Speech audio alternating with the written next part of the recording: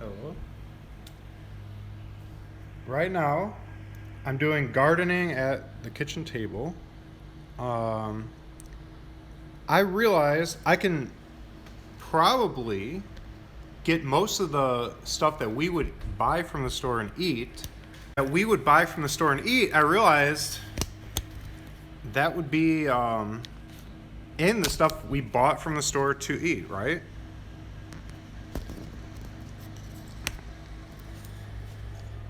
So why not try to use that? Let's see. My viewing frame is from here to here. Okay. So that's what I'm trying to do. But okay, so I could try to go on eBay and buy seeds, but it's like $10 to $12 per seed unless we buy a variety pack. Then you could get for $9 a million gazillion seeds you don't need. I want to plant one plant or two plants, not a whole field. I'm just a beginner. So I got some damp sand, and I'm using that instead of rock wool as my planting medium. You can see I just aerated it with a fork. I chopped it up with a fork, and then I just stuck 3 seeds in the middle. So whichever one grows the best. I'm gonna cover this in cling wrap to keep the container moist inside. Because I'm doing little piles like this, I might do like 2 piles per bowl. Because what people will do for plain seeds is they'll put it into the bottom of a bowl with paper towel, damp.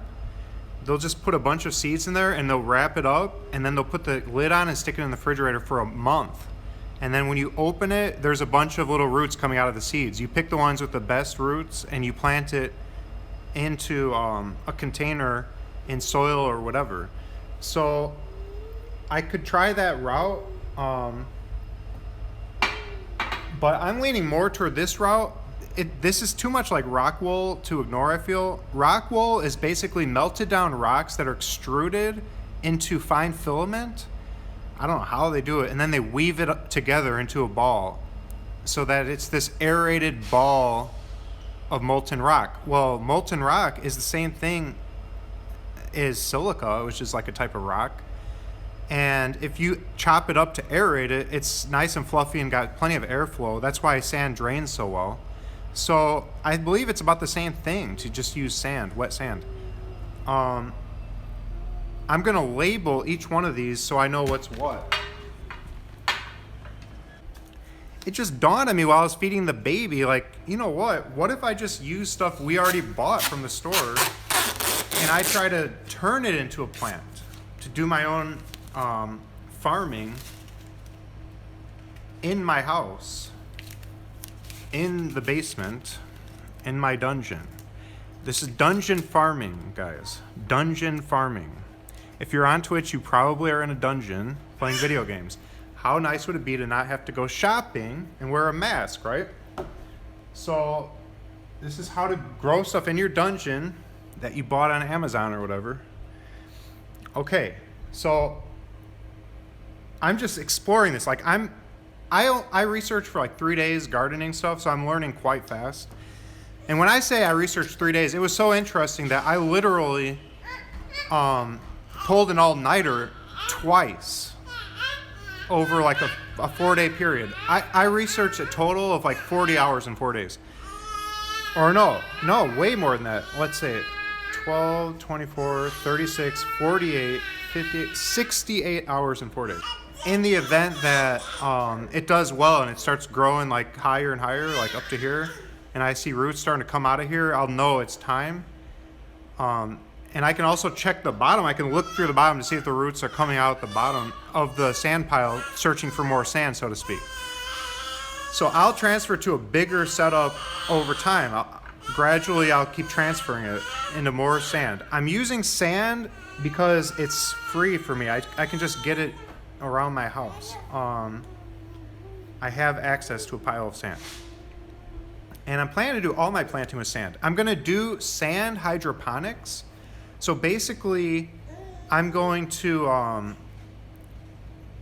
use fertilized water, inject it into sand, and no drainage system. So it's going to be kind of like a deep water culture system because the bottom of the sand will be wet, but I'm not going to constantly have running water. I'm just going to feed it once a day. It will like drain down.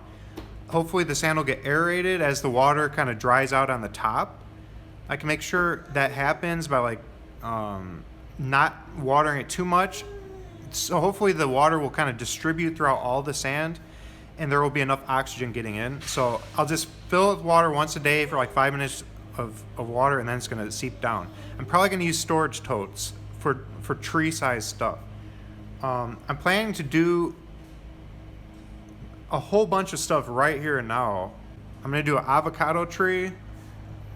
I already did the 2 green grapes, the green seedless grapes. That's a bonus because they're seedless.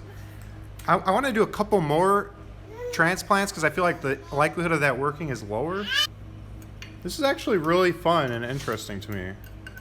I never had any interest before, but then people said the end of the world could be coming. And so I was like, you know, it wouldn't be bad to become a prepper, so now I'm a prepper. I pretty much have always been a prepper in a way.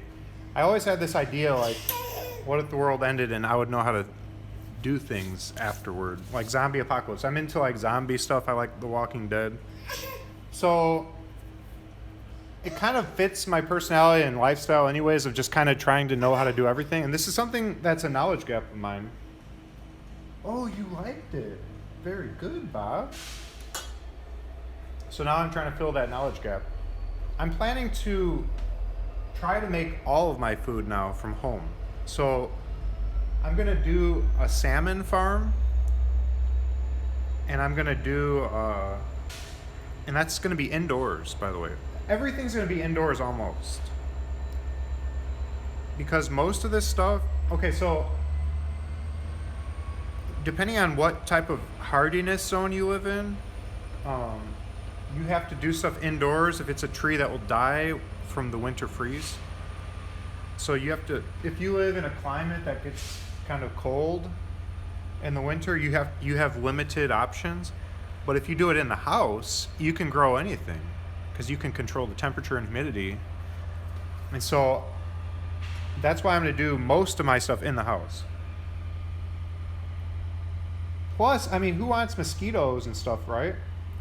Now, I want to do some of it outside. Don't get me wrong. I'm going to do a little bit outside, like some fruit trees. But the majority, I want to do in the house. I can buy seeds for stuff that I don't have.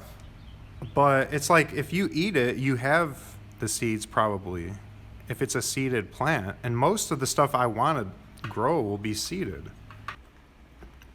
The reason we don't need to use soil is because soil requires a lot of compost and nutrients from worms and from manure. But we bought fertilizer. It's called NPK.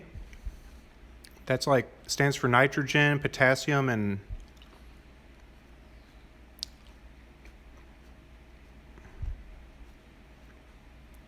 whatever. There's a million types of fertilizer. We bought the famous one. It's called like tomato special or something. I forget it's like on every hydroponics video. We're doing hydroponics. We're doing deep water culture hydroponics, except in soil as the media. And we're just going to add a little bit of water now and then. I'm having no drainage system. Drainage systems are for lazy growers that want to just have a constant flow rate of water through a media that's very, very well draining. And so the water basically just trickles past the roots and then goes back into a drainage system and back into a reservoir. And then it pumps from the reservoir back into the top, flows through, trickling through the roots, and then back into the reservoir over and over. We're not doing that. We're just going to put it right into a potted plant, and that's it. But when you do that, you've got to meter how much water you're putting in, and you've got to let that sand dry out between waterings so that when it dries, it sucks oxygen into the root bed so that the roots don't drown. They need oxygen.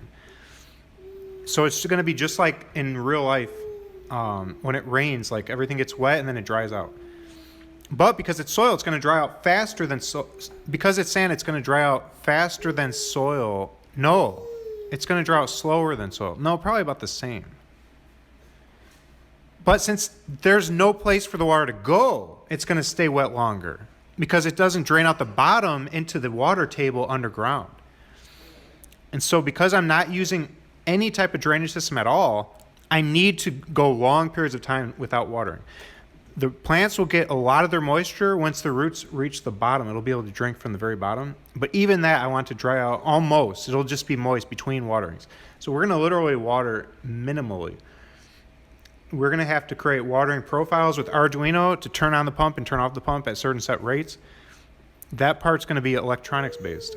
We might even install moisture sensors at different levels into the size of the pot and silicone it in, and then have a camera that reads that, and then use artificial intelligence to actually set ideal watering profiles. So the sand is free. That's why I prefer the sand. And without the drainage systems, you can have mobile pots. You can just move them whenever, and then just put the tube, a flexible tube, back in it wherever you want to move it. So that makes you portable. If you use like a Dutch bucket system, they're all next to each other, and they all have to have drainage that's tied to each other, and so then everything becomes immobile. It becomes like a form factor of just one long row of pots. But if you have individual ones that are each pumped separately on certain watering profiles, depending on the needs of the plant, you can fine tune everything, and you don't have to worry about drainage systems. That's another thing that can go wrong. So that's a simplifying it. Even though we're getting more complex on the intelligent watering side of things, we're simplifying the infrastructure and cutting down costs. And as far as the Arduinos and stuff, I already bought a ton of them. They're super cheap. They're like $2 for Arduino Nano at the time. I heard the price went up, but I haven't checked it. What will I do with the tomatoes when they're grown? I'll put them in the refrigerator for people that eat tomatoes. I don't really eat them, but we won't have to buy them. My wife buys these. This was in our refrigerator now. That means we buy them. My dad buys them too. So we will not have to buy these anymore. All this stuff I'm planting, we'll never have to buy again. That's the genius behind this. You know what, guys? I actually used to eat onions and tomatoes years ago on stream. I would do it. I would make stews. Remember the hobo stew streams? So if I ever get back into hobo stew making, I'll end up doing that again. Lately, I've just been toasting meat in my food toaster and French fries. And then I'll eat that with like olives, beets from jars, and cottage cheese. So I get all the food groups, and then I eat fruit for snacks.